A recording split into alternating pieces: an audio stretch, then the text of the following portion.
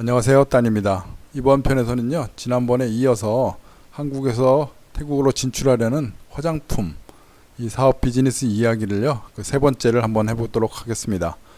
먼저 제가 말씀드리는 이 화장품 이야기는요, 지극히 개인적이고 태국인의 와이프를 둔 제 입장에서요, 개인적인 이야기입니다. 그러니까 태국 사람 시선으로 본 한국 화장품을 잘 팔 수 있겠는가, 판로라든가요, 진로 또는 과거는 어땠는지 이런 어떤 간접적 비교이기 때문에 한국에서 진출하시려는 어떤 기업체 또는 자본력을 동원한 대규모 이런 어떤 홍보를 통한 진출하시는 그런 사업 분야하고는 좀 많이 다릅니다.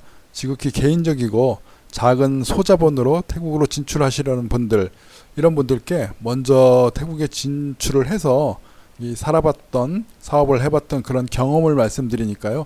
그냥 지극히 단순 어떤 참고만 하시고요. 모든 분야가 제 생각대로 그렇게 된다는 건 아니라는 점 그렇게 꼭 명심해 주시고요. 단지 참고로만 봐주시기 바랍니다.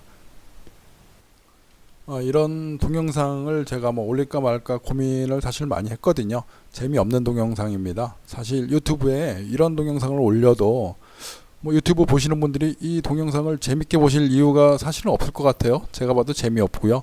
태국에 여행을 가고 방문하라든가요, 이런 즐거운 여행을 보고 싶어 하시지 누가 태국까지 와가지고 이런 사업하는 얘기 별로 관심 없을 것 같습니다.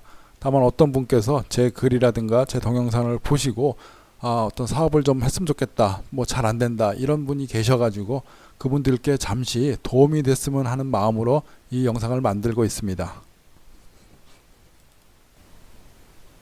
먼저 번에 제가 말씀드린 것처럼요, 저는 태국에서 이런 뷰티 쪽, 화장품 쪽 이런 비즈니스를 하고 있고요. 집사람하고 같이 화장품 업을 오랫동안 지금 하고 있습니다. 한국에 살 때부터 이런 쪽을 좀 연구를 하고요, 진출을 많이 하려고 이렇게 노력을 많이 했었습니다. 자, 제가 오늘 다녀온 곳은요, 저희 거래처가 있는 돈무항 공항 옆에죠. 공항 옆에 가면은 화장품 단지가 있습니다. 태국에서 가장 큰 화장품 단지고요. 약 제 기억으로는 한 4년 전쯤 이때 이제 어떤 그 정부라든가요, 태국 방콕 시책 이런 걸로 아마 이런 단지가 만들어진 걸로 제가 알고 있습니다. 화장품들의 어떤 전문 상가들 재료부터 해가지고 수입품이라든가요, 완제품, 뷰티 쪽, 또 의료에 관련된 어떤 헬스 음식이라든가요, 이런 영양제 이런 것들을 취급하는 종합 단지입니다. 태국에는 이렇게 큰 단지가 이쪽 돈무항 시장하고요, 길 건너 또 공항 옆쪽에 있습니다. 젤랭이라는 오래된 단지가 두 군데가 가장 큰 곳입니다. 물론 이곳 말고도 각자 개인 사업이라든가요, 이런 건물들의 도소매를 하는 업체들도 많이 있습니다. 제가 이렇게 보면은 약 2, 3년 전과 좀 다른 모습이 있습니다. 한 3년 전쯤 이때 이 시장을 저희들이 돌아봤을 때는요, 상당히 한글을 많이 눈에 띄었거든요. 한글들이 많았었습니다. 제품 로고라든가요, 설명, 또 브랜드 이런 것들이 좀 억지스러운 한글들, 중국에서 카피한 한글들 이런 게 많았는데요. 지금은 저렇게 이제 한글로 된 제품들은 사실상 거의 찾아볼 수가 없습니다. 제가 오늘 쭉 둘러보니까요, 한글로 된 제품도 없고 그때나 지금이나 크게 변한 것 같지는 않습니다. 가게가 많이 늘었거나 이런 건 아닌데요.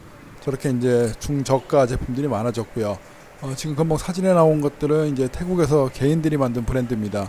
즉 이렇게 이제 제조 쪽에서 태국도 옛날에는 중국이라든가 수입을 많이 했었는데요, 이제는 태국에서 많이 만드는 것 같고요. 돈무항 단지 이렇게 시장을 보면요, 예전이나 지금이나 비슷합니다. 상가들이 있고요, 저렇게 차량들이 빼곡합니다.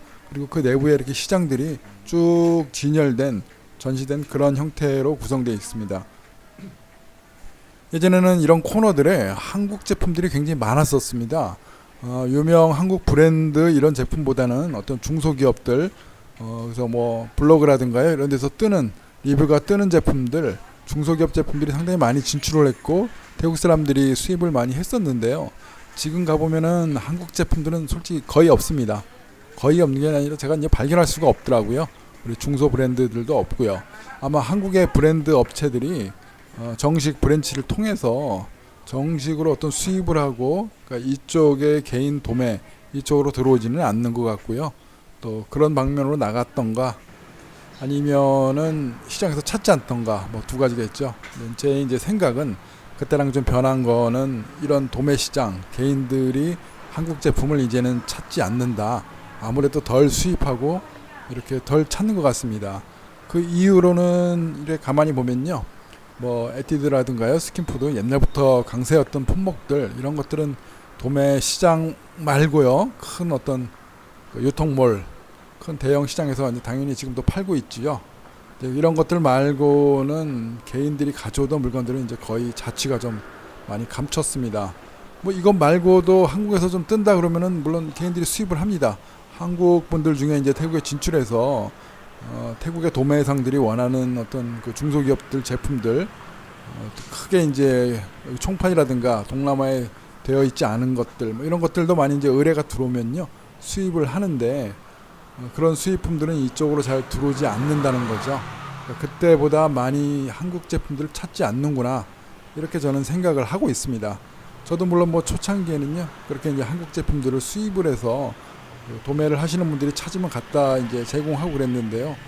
막상 해보니까 이게 경쟁률이 점점 좀 심해집니다. 그래서 이제 좀 자본이 있으시고 오랜 경험이 있는 분들, 한국에서 어떤 그런 중소기업들 제품들을 이제 좀 가져오실 수 있을 만한 능력 있으신 분들, 가격 경쟁이 굉장히 심하거든요. 그래서 점차 그 당시보다는 수익률이 굉장히 적어졌고 작습니다. 그래서 마진이 없기 때문에 많은 분들이 도전을 했다 실패하지 않았나 이렇게 생각이 들고요. 오늘 이렇게 시장을 돌아보면서 제가 느낀 점은요. 한국 제품이 정말 없구나. 없는 이유로는 한국 제품을 이제는 태국 시장에서 그렇게 쉽게 사용하지 않는구나 라고 저는 느끼고 있습니다. 저희 집사람이자 뭐 우리 회사의 대표죠. 그래서 누구보다 화장품 동향을 잘 알고 있는 저희 우리 사장님이 입장을 보면요. 이제 한국 제품은 그렇게 이제 브랜드로서 사람들이 찾지는 않는다. 예전만큼 사람들이 선호하지도 않고 이제는 좀 줄어들지 않았나 이제 이런 의견입니다. 그래서 제가 봐도 살아남는 한국 제품 브랜드 숫자가 상당히 많이 줄었습니다. 줄었고 이제 그만큼 품목이 줄었다는 얘기죠. 지금 화면은 저희 이제 연구실에서 테스트하고 저희들이 이제 생산 들어가기 전에 작업을 하기 전에요. 이렇게 테스트를 하는 작업 중 사진입니다. 동영상을 보시면요. 이렇게 이제 태국에서도 잘 만듭니다. 품질이 굉장히 이제 훌륭해졌고요. 우수해졌는데 이제 그렇게 이제 품질이 올라간 이유로는 한국에서 이제 브랜드 제품들을 만들어서 수출을 하다가 이제 너무 경쟁이 심하고 잘 안 되니까요. 이제 원료 쪽도 많이 수출을 하게 됐습니다. 그래서 한국에서 좋은 원료들이 태국으로 직접 수입되는 경우들이 굉장히 많아졌거든요. 그래서 저희도 이제 가끔 세미나나 어떤 재료, 원재료 이런 쪽 세미나를 가보면은요. 한국 기업 쪽, 한국에서 유통되는 수입되고 이제 처리되는 화장품 원료들이요. 태국으로 직접 들어오고 있습니다. 그래서 저희들도 이제 쉽게 한국에서 만들 수 있는 재료들은 태국에서도 쉽게 이제 구할 수 있거든요. 그만큼 화장품 시장이 태국도 점점 발전하고 있고요. 요새 뭐 중국도 그렇죠. 중국도 자체 브랜드들이 굉장히 커지고 생산 능력이 좀 올라감에 따라서 아마 한국 제품들이 굉장히 중국에서도 조금씩 줄어들고 있지 않나 이런 생각이고요. 동남아권에서도 지금 태국에서도 이렇게 이제 자체 브랜드들이 많아지고 잘 만들어지기 때문에요. 점차 한국 제품들이 좀 줄어들지 않았나 저는 이렇게 생각을 합니다. 물론 이제 저 말고도 베트남이라든가요 다른 나라에서 수입을 여전히 많이 해가시는 분들 뭐 그런 분들 많이 계실 겁니다. 주로 이제 대기업 제품들을 이제 받아가시겠죠. 근데 이제 중소기업 제품들은 들어오기가 점점 힘들다는 거. 저렇게 화면처럼요. 태국도 자체적으로 많이 만들고 OEM이라든가요 브랜드 제품들 이런 생산에도 이제 어느 정도 기반이 이제 많이 갖춰져 있고요. 제품을 잘 만들고 있습니다. 제가 이렇게 봐도요. 기술력이라든가 뭐 이렇게 못 만드는 것 같지는 않습니다. 이제는요. 태국에서도 저런 제품들 한국 제품들을 이제 타겟으로 손님들이 원하는 한국 제품들을 갖고 오면요. 분석을 하고 그대로 만들어냅니다. 이제 상당 수준까지 이제 올라갔고요. 아까 말씀드린 대로 재료들이 많이 좋아지고 한국의 중소기업 제품들이 이미 오랜 기간 동안 들어왔기 때문에 지난번 말씀드린 대로 그 FDA 어여라든가요. 그 성분표 이런 것들이 많이 공개되었고 많이 테스트가 되다 보니까 이제 많이 잘 따라하고 잘 만들고 있지 않나 싶습니다. 그래서 요즘은 저희도 이제 한국 제품들을 직접 수입해서 공급하는 이런 방식으로는 정말 치열하고요. 많은 한국 분들이 그렇게 도전하셨다가 팔지 못하고 이렇게 던지고 가시는 분들이 많기 때문에 저희도 그쪽 한국 것들을 수입하지는 이제는 조금 멀리합니다. 웬만하면 이제 수입을 안 하고요. 자체 생산해서 이제 자체 태국 시장에서 승부를 보는, 물론 뭐 저희 집사람이 태국 사람이고 태국 시장에서 그럴 만한 경쟁력이라든가요, 홍보 노하우가 있기 때문에 가능한 일이겠죠. 그렇지 않고 이제 한국에서 직접 진출하시려고 하시는 분들은 이런 사정들을 조금 검토를 많이 해보셔야 될 겁니다.